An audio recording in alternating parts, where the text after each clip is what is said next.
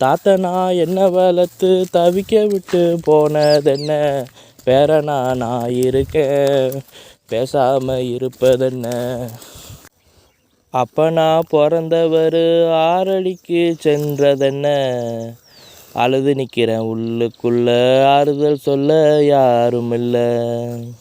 பூவாக என்ன வளர்த்து பொக்கிஷமாக என்ன பார்த்து வளர்த்தவர் பூவோட புதஞ்ச இடம் தெரியலையே. இந்த உலகத்தில் வாழ ஒரு வழி தந்து வாழ்க்கை பூரா வழியானீரே, நான் எங்கே போய் சொல்லுவேன் ஐயா.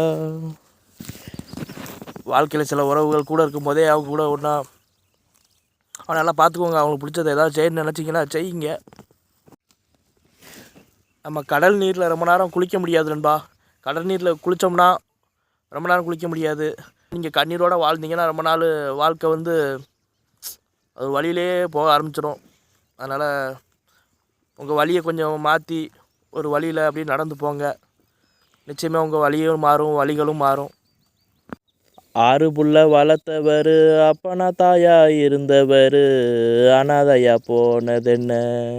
பரலோகத்தின் மேல் தன்னுடைய தலையை சாய்த்தவன் எங்க காலை வைப்பதற்கு பயப்பட மாட்டானா? மரணத்துல காலை வைப்பதற்கு பயப்பட மாட்டானா?